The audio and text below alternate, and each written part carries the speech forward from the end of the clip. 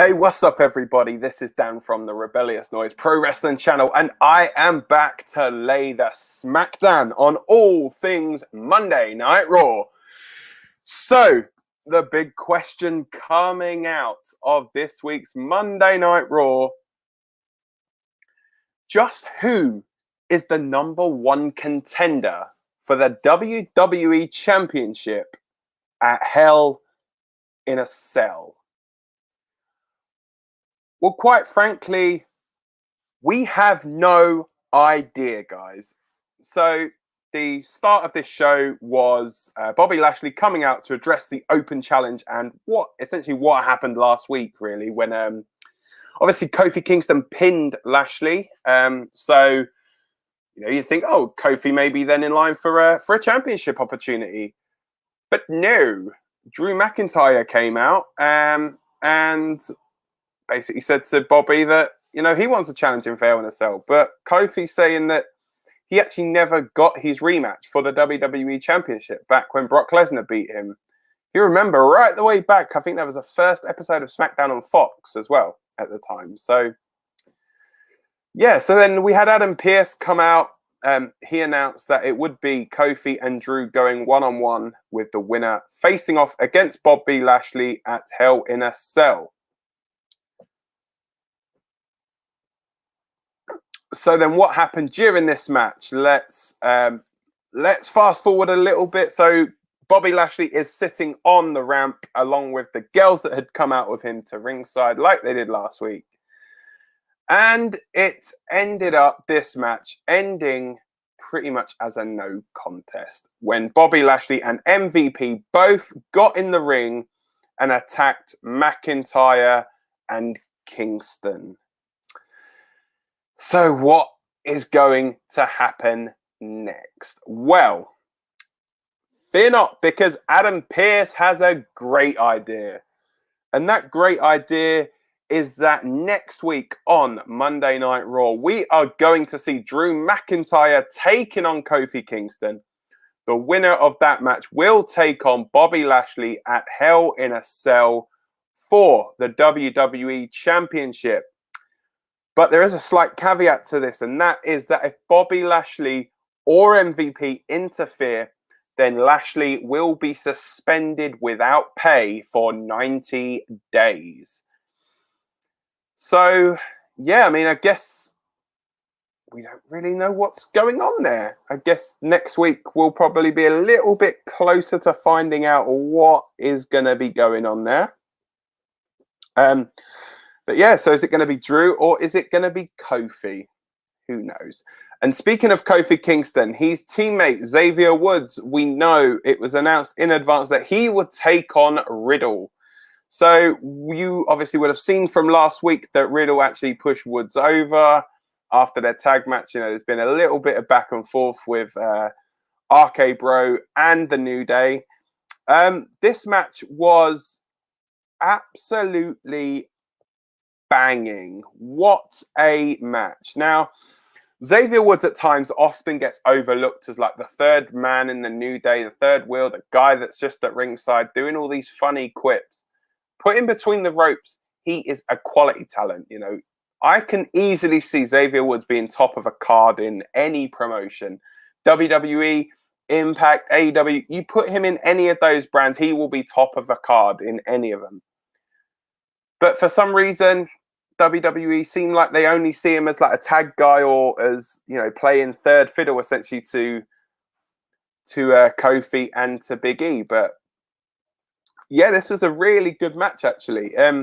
Quite an interesting finish, actually. Riddle finishing the match with an RKO on Xavier Woods. Obviously, Riddle has been teaming recently with Randy Orton. So beating him with Randy Orton's finisher, that was obviously quite interesting, I guess, to see what went on there. But yeah, I think it was actually a very good match, actually. So we also saw that the women got quite a bit of showcase on this show, actually. So obviously we saw that Asuka defeated Charlotte last week. So the two were scheduled for a rematch on this show.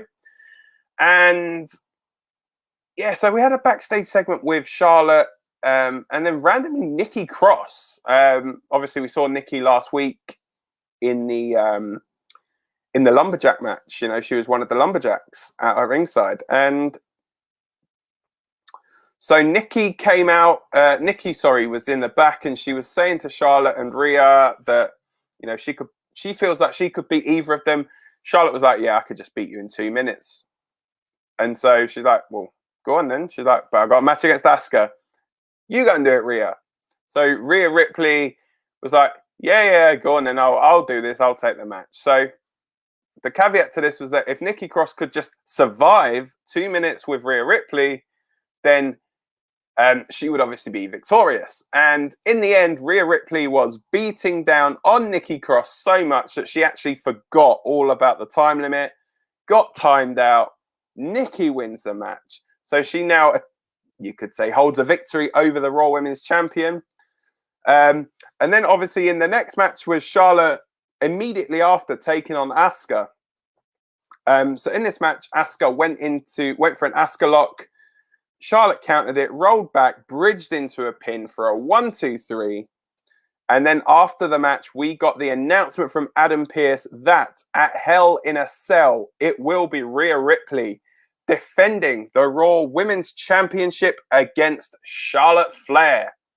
We have not found out yet whether that match will take place inside the cell or whether it will just be in a match at Hell in a Cell. So the match was obviously just announced as being at Hell in a Cell. So yeah, quite interesting actually. You know, this show was they had the women's there, and then I'm going to get to the main portion of the show with the women a bit later on. I'm just going to quickly take a drink, and then we'll get on to the next part.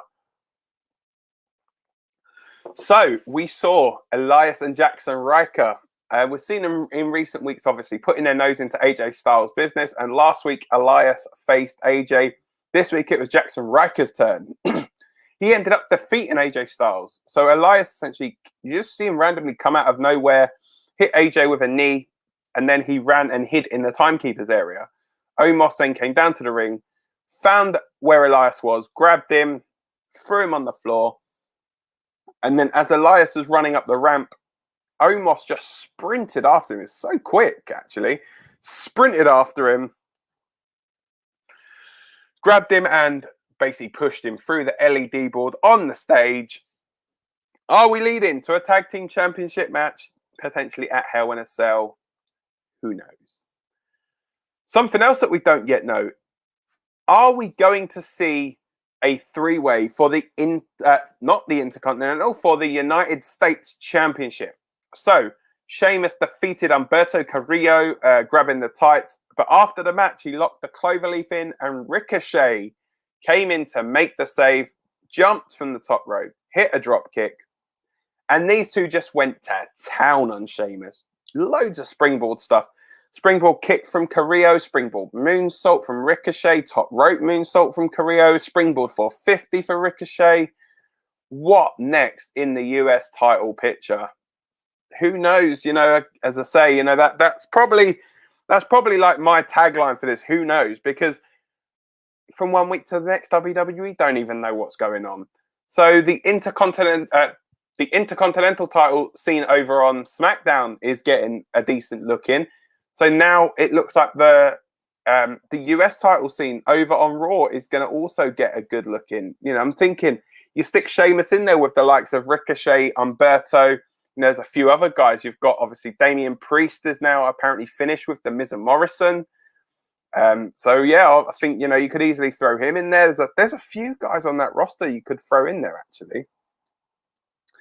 So yeah, so now we get to the main event of the evening, and that was a tag team match for the Women's Tag Team Championships. Natalya and Ain't Nobody Meaner Than Tamina taking on the team of Nia Jax and Shayna Baszler. Now, before this match, Shayna had actually told Reginald, "I don't want you out at ringside. Do not come out or I will beat you up."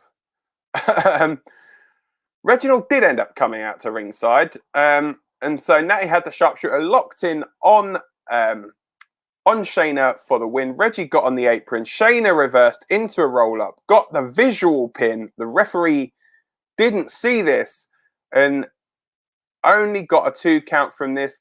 Then she literally told Reginald to leave, but as he's going up the ramp, boom, flames, and more flames. Reginald obviously getting burnt last week from the ring post and now from the fire on the ramp. So, yeah, immediately following that, Natalya then basically put an inside cradle onto Shayna Baszler for the 1-2-3, and still your women's tag team champions, Natalya and Tamina. But that is not everything that happened, because after this match, Shayna Baszler grabbed Reginald, essentially looked like he was helping him up, and basically said to him, look, I told you, stop interfering in my matches, and that he will be going one-on-one with her next week on Raw.